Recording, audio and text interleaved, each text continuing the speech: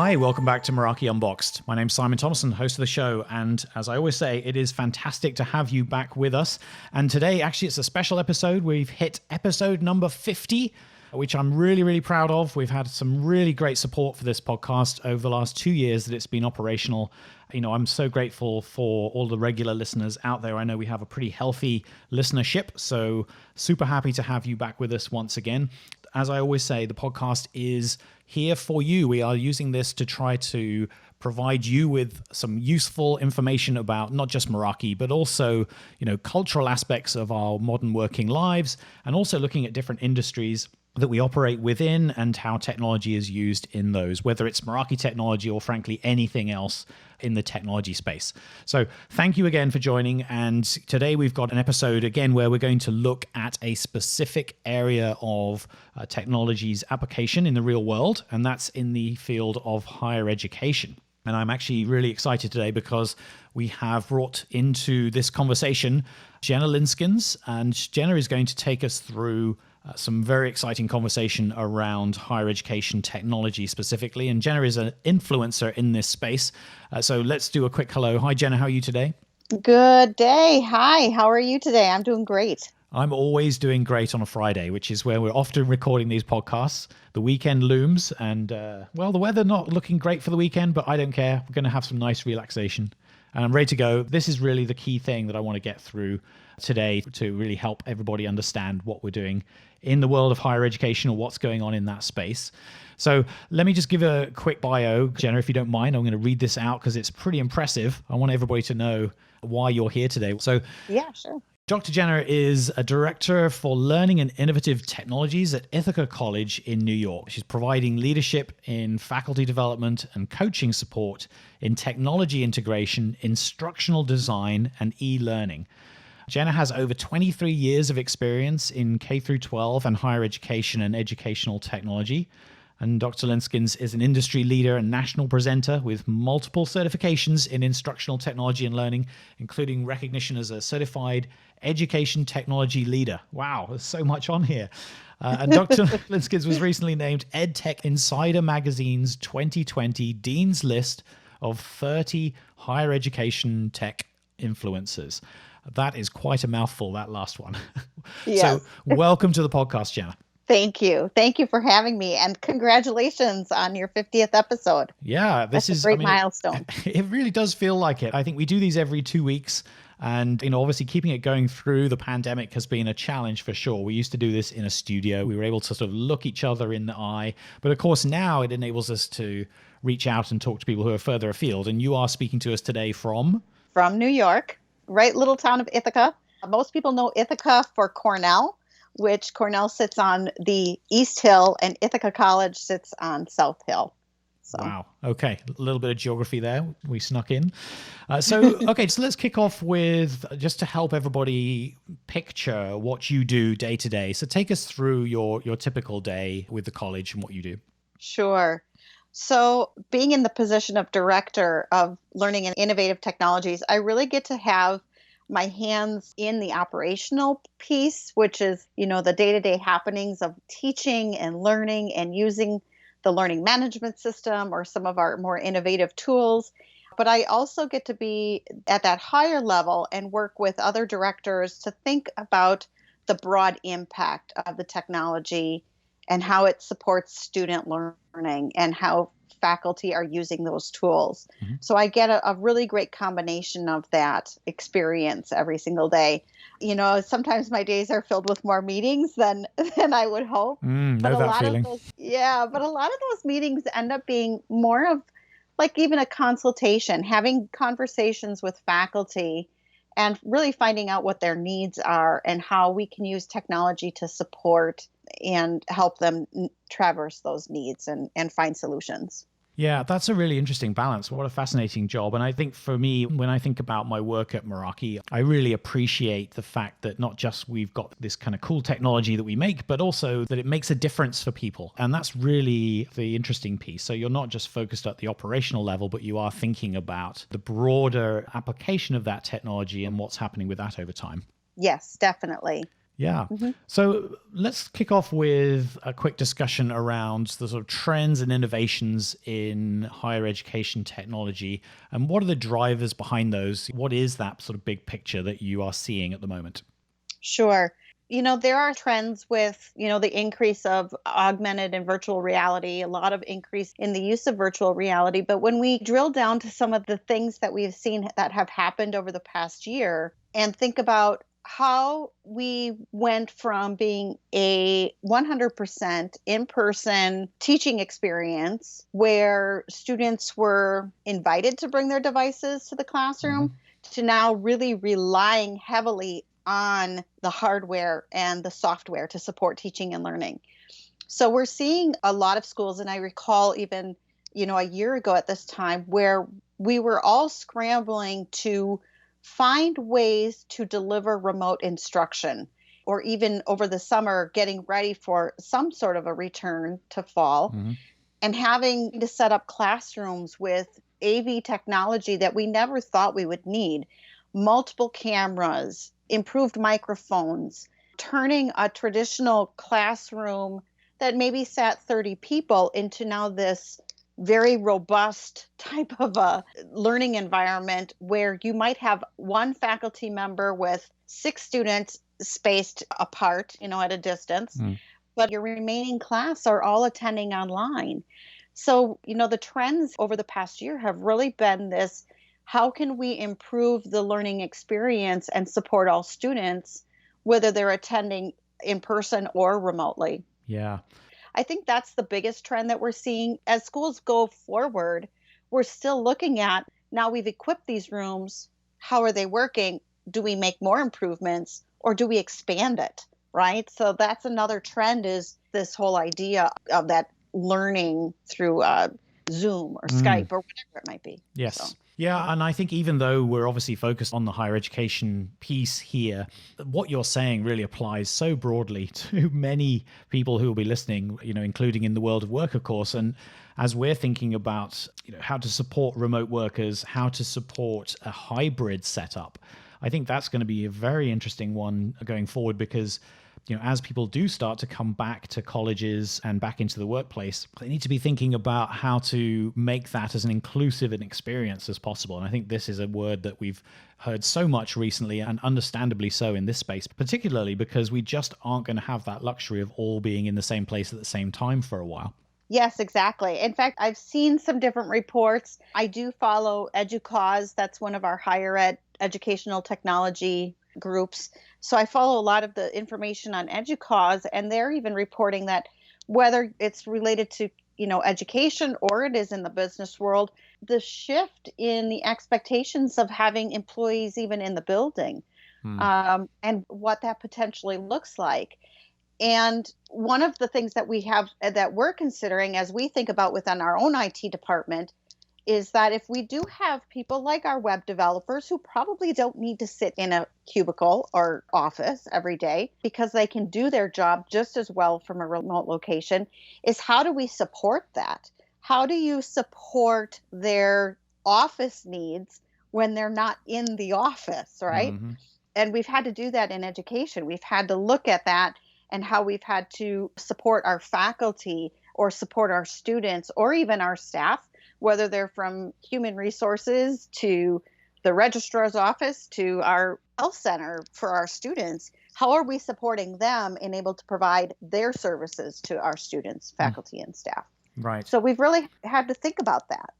And it is a lot. I mean, there's so much that was just suddenly thrust on us in, what was that, March last year, to have to deal with all of this all of a sudden. And I can imagine for colleges, it must have been very painful because, everything's set up around that in-person experience overwhelmingly. So, I mean, that kind of leads me on to the next question, which is certainly related. And what are, in your view, the most significant challenges that you see now? And also looking ahead, how do you see them impacting those college IT teams?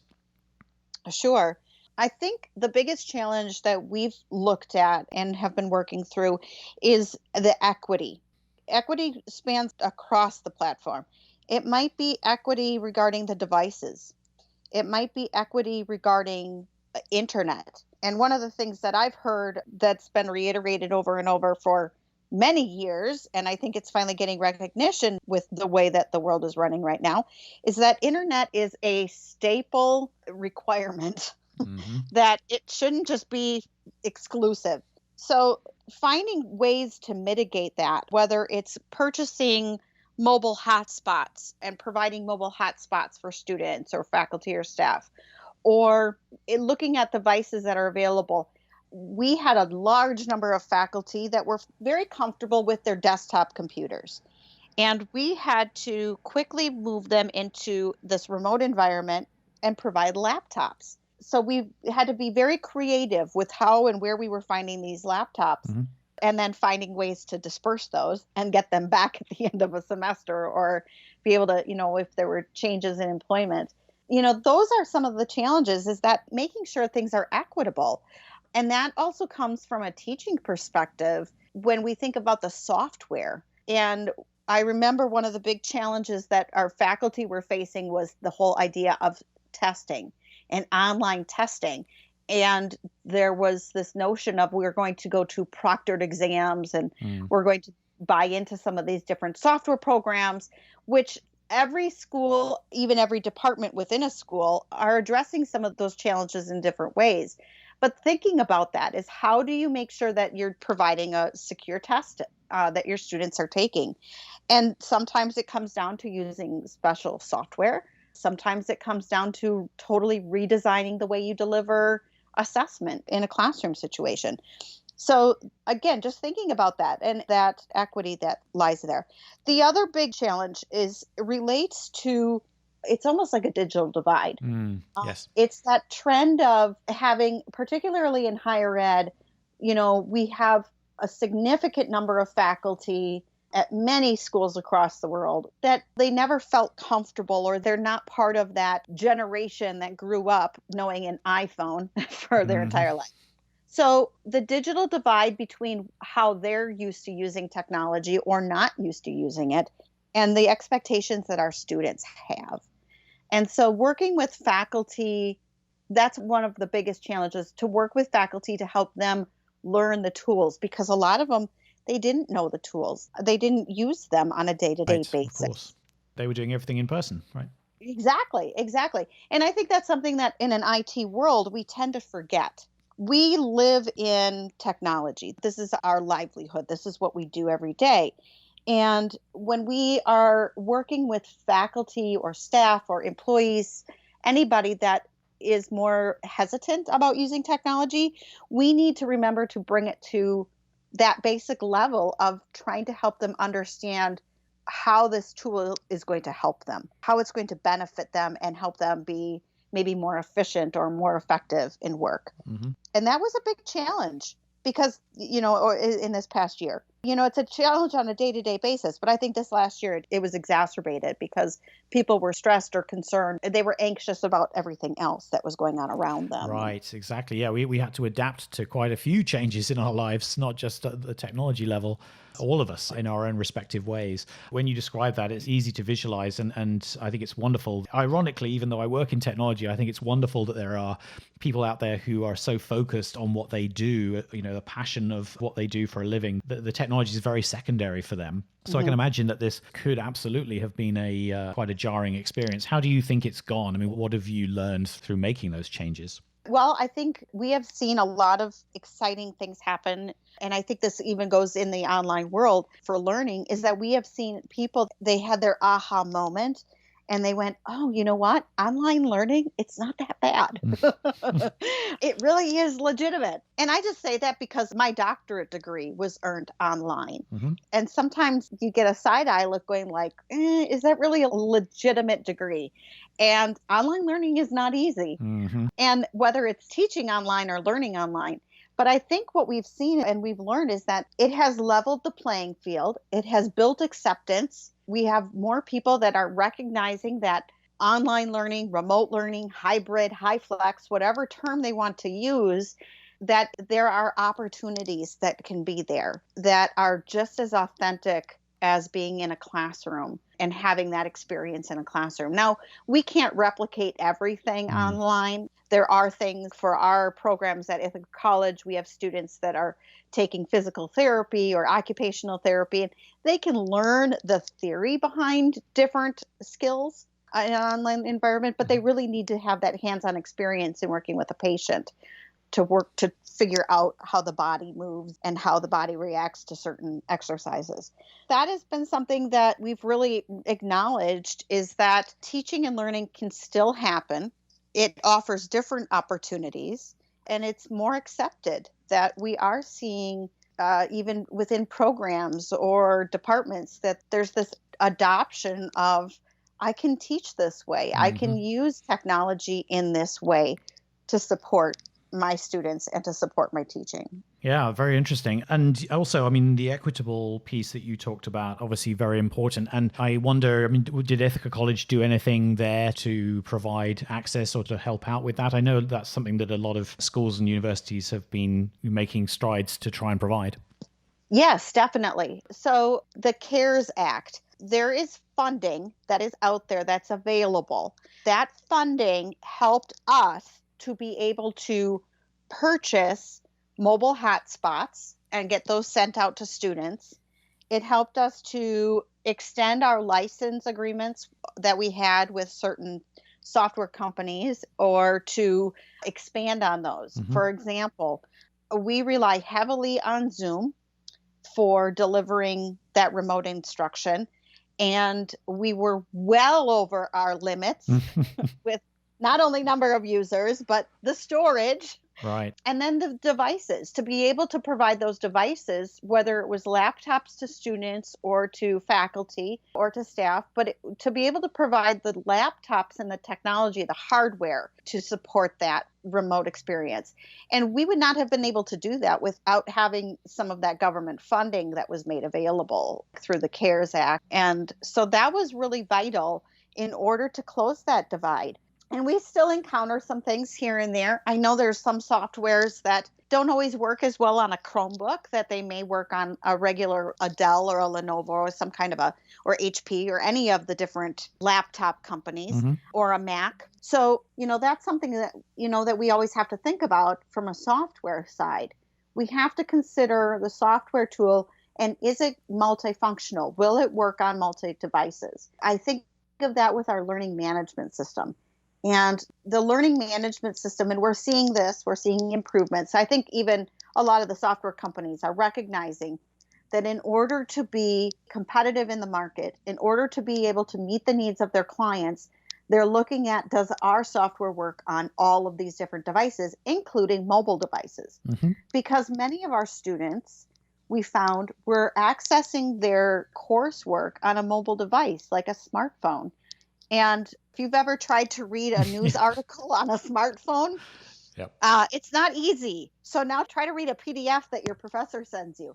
We were working with those students to say, we want to provide you with something that can meet your needs, but we recognize that you're comfortable on a smartphone. So that was the way that we handled it, was really looking at the hardware and the software, and then looking at what we could provide for wireless support, because many of our students live in communities where they don't have the bandwidth, or they rely on their mobile device and their data plan on their mobile device to be the wireless network. That was really challenging. That was a very cost prohibitive for students and their families. So we were able to do that, and thanks to the funding that was available, which there's still funding available. You kind of have to parse through all of the jargon and the paperwork for it, but there is funding that schools can take advantage of to support the needs of their faculty and students. Yeah, it's really good to know that is out there. And it is amazing. I mean, really, it's been such an eye-opener for those of us who work in the technology industry, because we take so much for granted. I think we've been, using broadband technologies at least at home for, 2 decades at this point. It's kind of amazing to discover just how many people really just don't have, or are not able to afford, or just don't have the coverage wherever they're located if they're more sparsely populated areas. It's been really quite an eye-opener. So it's been good to hear that there's, infrastructure considerations going on at the moment to hopefully address some of that. So that's interesting. Yeah. And it makes me think about there's one other way we tried to mitigate some of that. We were able to expand our wireless bandwidth on campus. So we actually set up wireless access in our parking lots.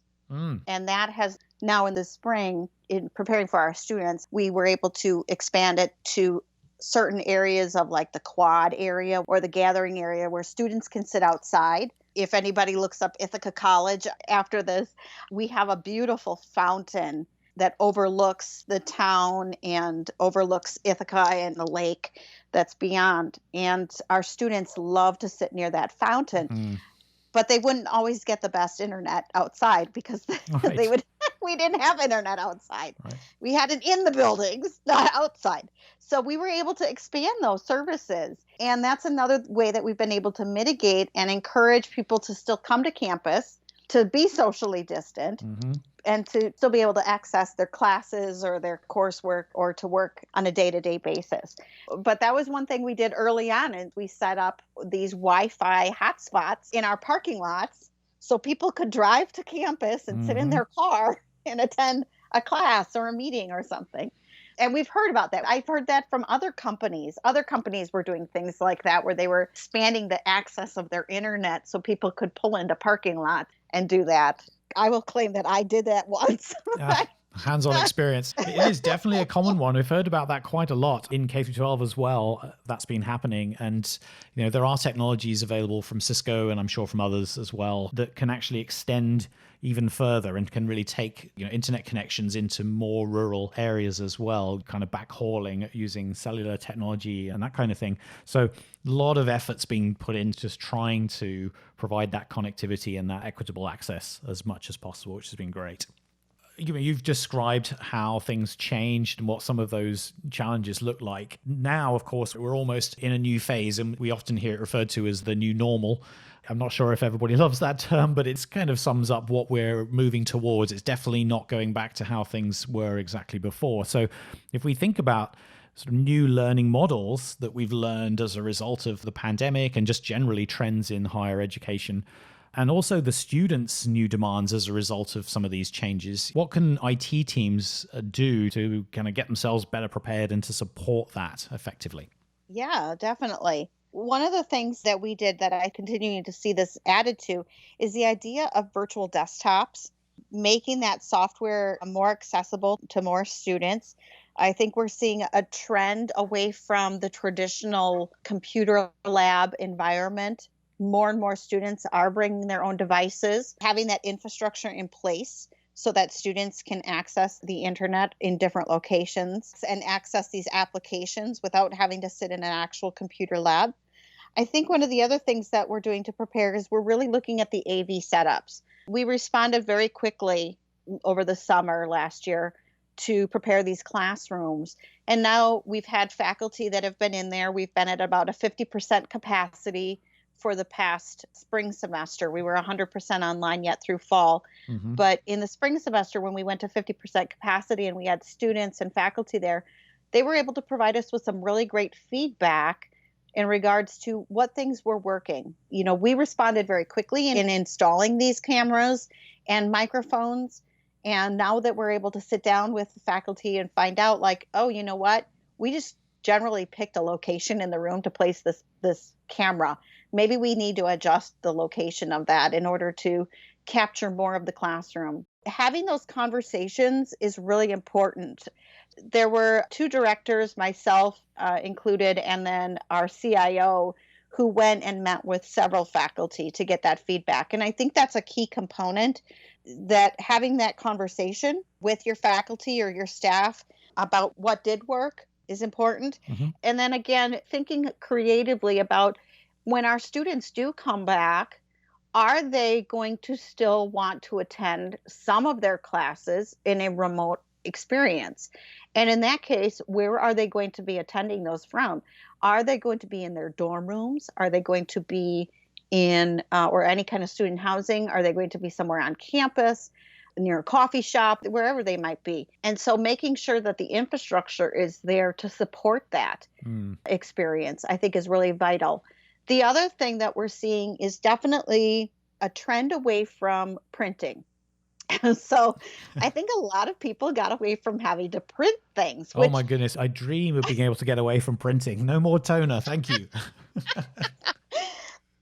but as a result of that, students are still creating documents. They're still gathering all of this information. Professors are still sharing out PDF files.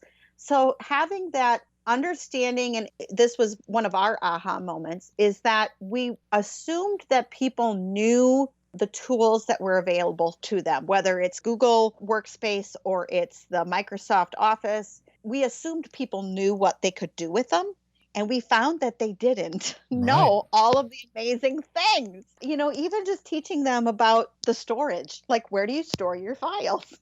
So that is something that I think IT departments can really think about is what is your cloud environment? What do you have available for your regular work things? Is it Google based or is it Microsoft based or something? And then helping to educate your users on what tools are available and how they can better utilize those tools, whether it's for communication or for document sharing or storage or brainstorming ideas and holding meeting minutes, whatever it might be. So I think those are some things to think about, as we go into this, as you mentioned, and some people use it, the new normal. Yes. It's a term that we think about a lot at Meraki, not just in higher education, but really for all of the different industries that we typically associate ourselves with. And that is experience. And really what we're trying to do with technology all the time is to level up the experience as much as we can for our direct customers, but also their customers. So in your case, the students, right? And I think what we probably have seen is, and you said it yourself, you went through some online education yourself and discovered that you could get that done. And I'm sure that many others have discovered it as well. So it's obviously been an opportunity for new types of experiences to be developed. And so that in-person experience for a college like Ithaca sounds like the fountain is going to do it. I mean, it definitely would for me. I think the overall student experience is just so important. So obviously, I'm sure you've been thinking about that. You touched on some of that yourself there. Yes, definitely. Yeah. The one thing that, I think about, and we talked a little bit about the idea of how IT teams can help support this. One of the things that I've also seen is the idea of the staffing at our IT help desk or service desk, whatever your group may call it. Increasing that has been extremely helpful because the number of people that have been reaching out has been tremendous. And then we also added in a chat option so that people could not only call or email, but they could do a chat with a live person during our regular hours. And to have those resources available. We can do that training. We can provide some of that training. I know our team does that very frequently. That's part of what we do on a day-to-day basis is my team members are always providing one-on-one or workshops or small group training sessions. And we can do that. We can help bring people up in their digital skills and their digital literacy skills. But there's still always going to be, people that everybody's going to need help at some point. Even those of us that may think we're the most tech savvy of them, we still find that we have to look something up or we have to reach out for help. Having a really solid help desk has just been very beneficial and has had a positive impact on our students, faculty, and staff this past year. That's great. Yeah, it's amazing the kind of innovation that jolts like this can make across the board, really. So good to hear that. I guess the last major topic that I wanted to talk to you about was security. And here I'm thinking about not just online security, but also, of course, the in-person and that safe return back to college, back to school, back to work, whatever it is. I wonder if you could just talk to us a little bit about that, what you've been able to do to help with security for your students online, but also on the campus and, helping to support that safe return. Sure, definitely. So for a safe return aspect, and I think we are hearing this is a trending topic right now, we are hearing administrations across higher ed that are not only encouraging, but expecting people to be vaccinated. We are hearing that they are continuing to do some level of frequent testing That's something that our students have had to do twice a week all semester. They have to do testing twice a week. Still encouraging some distancing or forming your pod and staying within your pod. But we're also seeing from a teaching side, and I mentioned this a little earlier, is we're still seeing faculty are very cognizant that they can deliver instruction to students in this remote or hybrid or high-plex environment. So, we're looking at how can we make sure that we're providing them with this safe learning space when they get to campus and yet have the tools available for them. In regards to some of those tools, we do use multi-factor authentication. That's a big thing that a lot of companies are moving to. A lot of schools are moving to that, where you do have that multi-factor available and having those resources to protect your students. And then we also think about the idea of privacy. And you mentioned security. That is probably one of the most challenging things that we've learned. And I even think about this with my team or when I'm in meetings, is some people don't want to turn their camera on. And it's not because of something. So there's a whole bunch of reasons, I guess. Sure. Why. But one of them is that idea of privacy and that sense that I don't want people to see where I'm sitting. I don't want people to know what my house looks like. And recognizing that, acknowledging that some people want to have that level of privacy available to them. From a software perspective, and this is something I've always tried to train when I've been an instructional coach or I've worked with faculty and I'm providing some of that knowledge to them, is letting them know that just because it's a really cool tool that they found, they need to understand what level of privacy they're asking their students to give up. Right. Again, that comes down to informing them and helping them. So one of the things that we're really focused as we have gone through this past year, making sure that we're informing. Let's have conversations. Okay, you really like this digital tool. Okay, do you understand when you're clicking on that, I agree, what does that really mean? What are you agreeing to? Right. So that's one thing that we've talked about. And those are some things that we're doing from a campus perspective, from an IT perspective, continuing to do monitoring. Probably many of you out there have had, or at some point, filling out the daily health screening form. So those are things that are becoming part of our new normal. It's like, yep, I'm answering these 4 questions. I'm all good. Okay, I get to go to work today. I get to be on campus. I think those are things that we're going to see that are going to continue at least for some time while we still learn how to mitigate and manage this new experience of bringing people back on campus, whether it's, at that 50% or hopefully what we're aiming for is 100%. Yes, absolutely. Bring it on. I think so much of this is about confidence. That's the word that I always come back to. I think we're all looking for ways to boost our own confidence and that of those around us and that we're looking after. So definitely sounds like you have that sort of front and center in your mind. I also thought it was really interesting you were talking about the privacy and cameras and that kind of thing. I think, again, that's something that's going to resonate with anybody who's listening to this, because I think we've spent, all of us in our respective lives, so much time staring at a screen and connecting with each other over whatever it is, Zoom or Cisco WebEx, folks. There is a Cisco tool as well, does that job. And so whatever it is, there's still that human aspect, right? Do I want to be kind of stared at all day on these calls in these many meetings that I have? You're so right about backgrounds in rooms and that sort of thing. I myself use virtual backgrounds because I'm not super proud of how tidy my study is, or my makeshift study, I should say.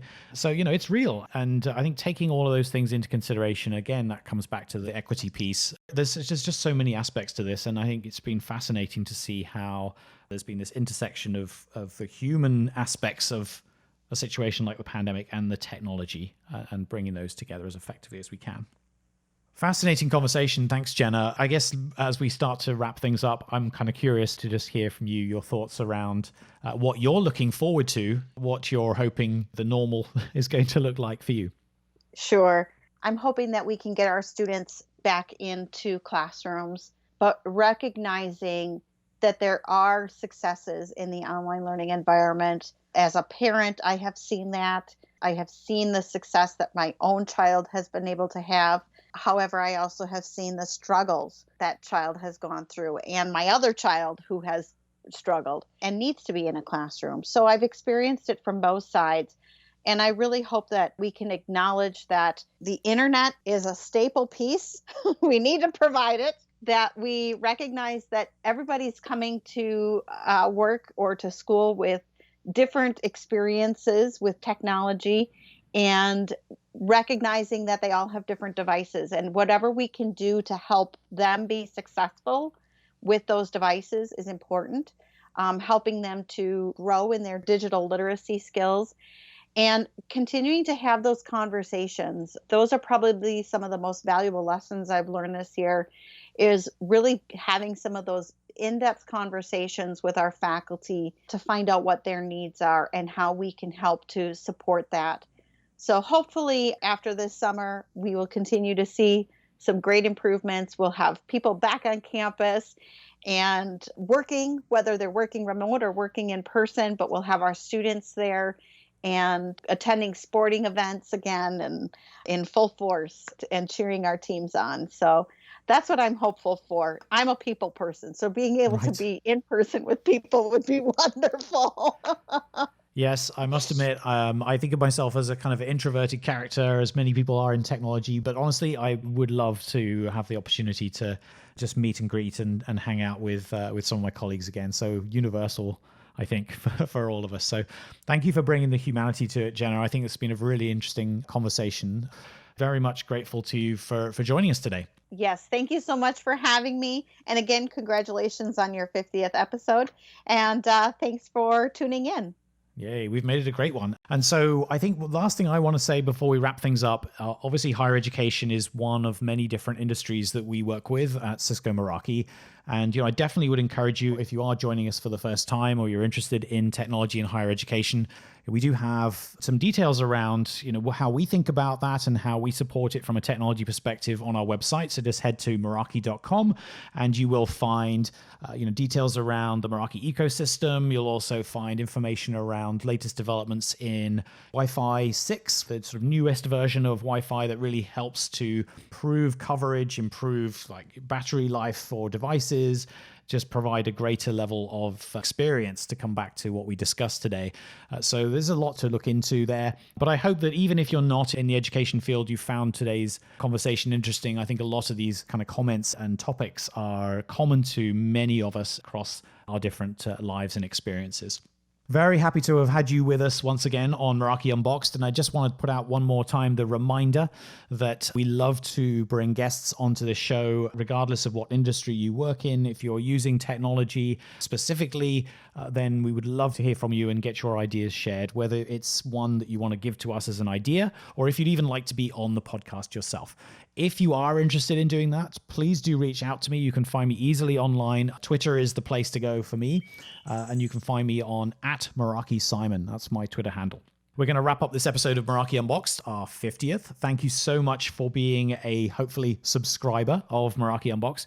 We will be back in 2 weeks with more, so stay tuned for that. Thanks very much. Have a great day.